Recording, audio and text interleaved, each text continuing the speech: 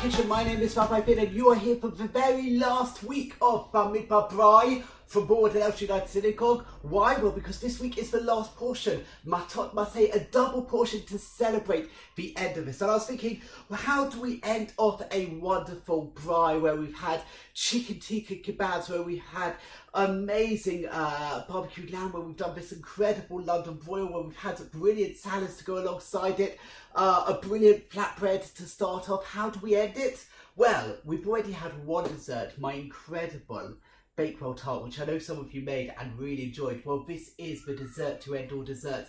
This is a Whisky Toffee pudding. Yes, you heard me correctly, Whisky Toffee pudding. It is my spin on the incredible sticky toffee pudding, probably I think Britain's favourite dessert.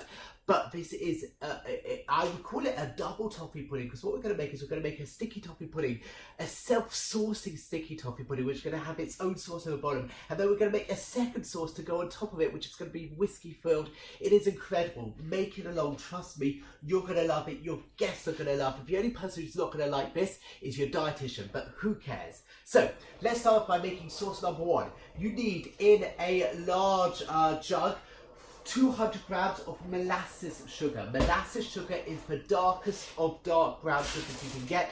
It is incredible. You want to add in now 400 millilitres of boiling water. Now, the reason I'm setting this aside is because you want the sugar and the water to melt together into a beautiful sauce. This is going to be one of those dishes where you pour it in and you think, what on earth have you done? You've just ruined your cake. But trust me, this genuinely works. It is incredible. It is amazing. It is wonderful. Put that to one side, give it a little stir in fact, and just leave it to one side so that the sugar can melt into the water. Now, let's make our cake. And as I'm making the cake, let me explain to you a little bit about this week's tart portion. So, into the bowl, you need about 100 grams of margarine. We are making this dairy-free, but trust me, it actually tastes as good as dairy, because we're going to be using a really special ingredient later on, which I think gives it a really dairy feel to it. So 100 grams of margarine in. And into that, you're going to add in about 200 grams of dark brown sugar. This is a very, very, very sweet dish. But do you know what? Who cares?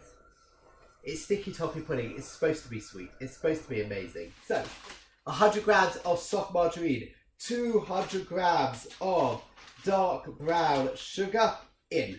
Give that a really, really good mix. Just mix it all together, your margarine and your dark sugar. Use a big metal spoon if you want, or use a wooden spoon if you've only got one of them. In fact, I'm going to switch over to the wooden spoon because at the moment this metal spoon is way too big for the bowl. So, give it a really good mix. So, as I said, this week is a double portion. Matot-Masei. Let's go straight to Marseille, because Marseille speaks about all the different places that Jewish people went on their 40-year journey in the desert. Because next week in Dubai, we are going to be on the verge of a whatever that word, I can't say that word. We're going to be very close to entering the land of Israel. In fact, when the book of Shemot opens, I think it's within 12 days of us heading into the land of Canaan, which is going to be later known as the land of Israel. So we have to recount all of the places that we go on the journey during those 40 years. Now, given that a really good mix, and into there I'm going to add in 2 eggs. So, easy, 100 grams of margarine, 200 grams of sugar, 2 eggs. Give it a really good mix. Now, the question you might ask is, who cares? Who really cares where the Jewish people went? All that matters is where they're landing. The destination point, the land of Canaan. Why do we need to know that they spent some time in this place, some time in that place, they went on a journey to another place, they went back to that place? Why do we really need to know the A to Z or the sat-nav of where the Jewish people went during their 40 years in the desert? Give that a really good mix. Just going to add in a teaspoon of vanilla essence. And actually, completely optional this bit, but I love it. Why not? A teaspoon of Black Treacle. So, who cares? Why do we need to know where the Jewish people went on their journey? And I think the reason is we should care. Because actually, life is not about the destination. Otherwise, that's quite a depressing thought. Life is about the journey.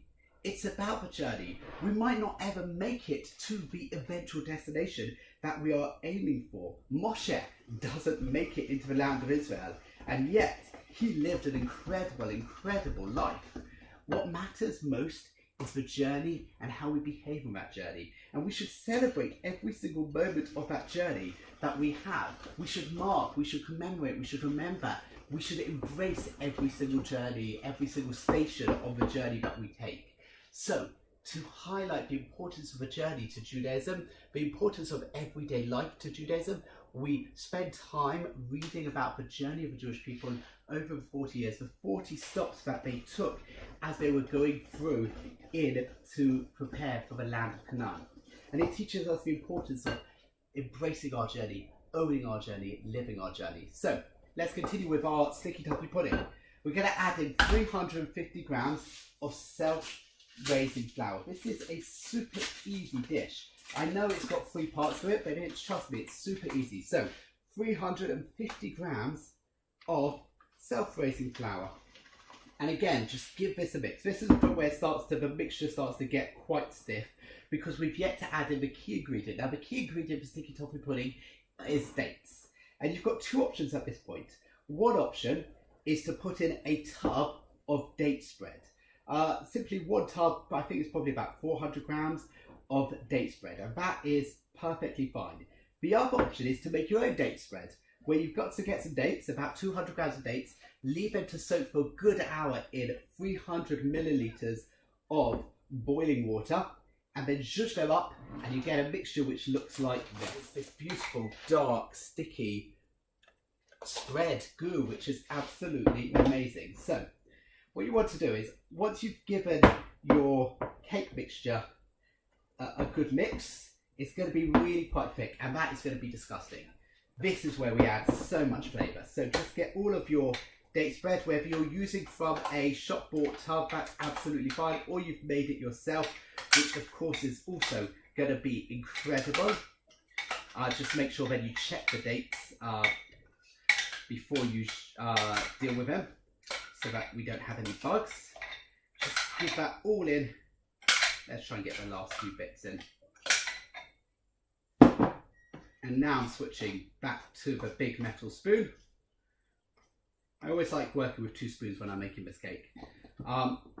Give that a really good mix. And mix that all in.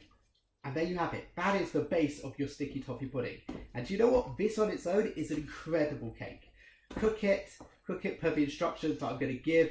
Serve it warm, serve it cold, serve it with some ice cream, and that is okay. That is a really nice cake, but it's not an incredible sticky toffee pudding, which is what we are going for.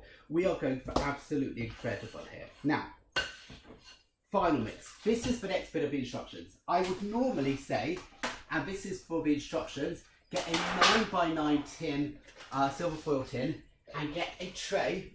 Put your tin on your tray, because you're going to need the tray, trust me, and then spray it with some spray. And that is how you normally do it. But because I want to do some smaller portions, I'm going to use some smaller things, and I'm going to reduce the cooking time. But I will tell you the true cooking time for the 9x9 tray, and then I'm going to keep an eye on it and reduce my cooking time accordingly. So just give your little tray a bit of a spray, and what you want to do is pour the mix in to the trays. It's quite a thick cake batter mix, but you're going to need it, and you'll see why in a second. So let's pour it in. You do not want to fill this to the top. Remember, you've used self-raising flour, and also we're going to be pouring in a sauce which is going to sink to the bottom as the cake rises to the top. That's the type of cake we are making. One of those incredible self-saucing cakes. A lot of people do a chocolate version of it, but why would you do chocolate when you can do sticky toffee? I don't understand it.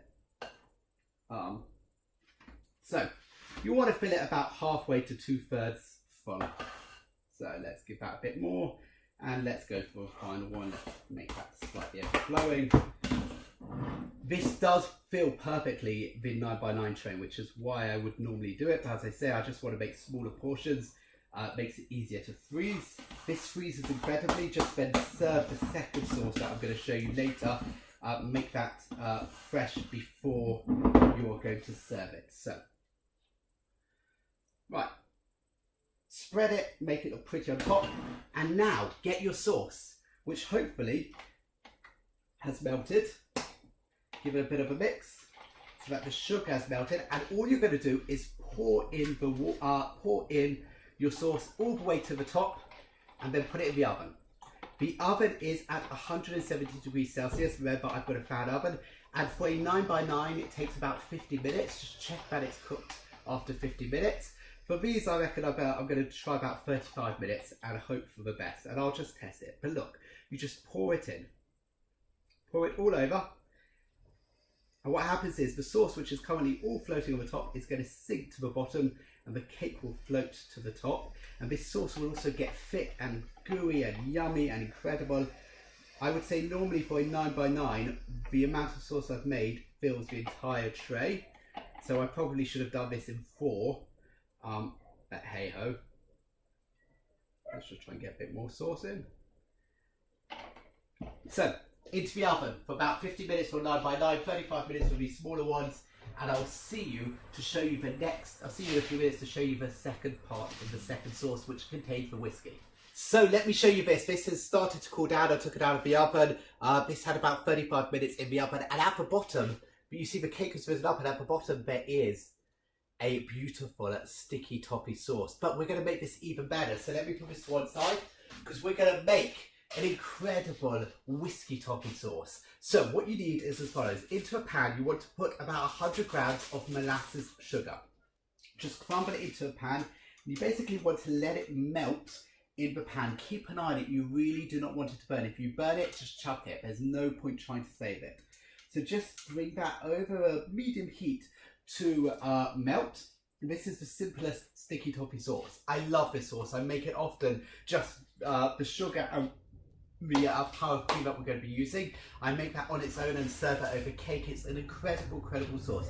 The reason why I love this sauce so much is this. It's Oatly single cream. The whippable one is not kosher, as far as I know, but the single one is, and it gives it this really creamy mouthfeel. It tastes or feels milky, and it's the most incredible toffee sauce. So we're going to let this melt slowly, and to aid it, I'm going to put in a good glug of whiskey. Let me get my whiskey. So I've now got my whiskey. I know what you're thinking, this is a rubbish whiskey. And you're right, it's not a good whiskey, which is why I'm using it for cooking as opposed to drinking. But you just basically want a glug of whiskey. If you want to think about a measurement, I'd say probably about 2 to 3 tablespoons worth of whiskey. Put that in to the pan to continue with your sugar. And let me just show you.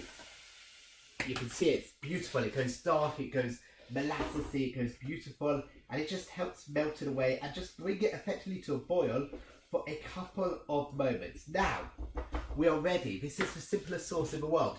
Get the carton of cream. It is, roughly 250 millilitres of cream. So you've got about 100 grams, as I said, of sugar, a good slosh of whiskey, and just pour the cream in to this now boiling mixture. Turn off the heat, and that's it. So simple, so easy. Give it a good mix, and this is going to come together beautifully into a wonderful, creamy, whiskey, boozy, sticky toffee sauce. And what you do is you get a big spoon of your pudding, make sure you get some of the internal sauce, and then you just douse it, cover it with this incredible sauce. Let me just see if I can show it to you. There you have it. Beautiful, amazing sauce. Let's get the camera to it. There you are. Brilliant. So easy. Make this sticky toffee pudding, this whiskey toffee pudding for your Shabbos, for your midweek meal. It's the perfect dessert to end off any braai, and that's why we've made it to end off Bamidbar braai. Please join us next week for the beginning of a brand new series to celebrate Devarim. I hope you have a great week. Shabbat Shalom.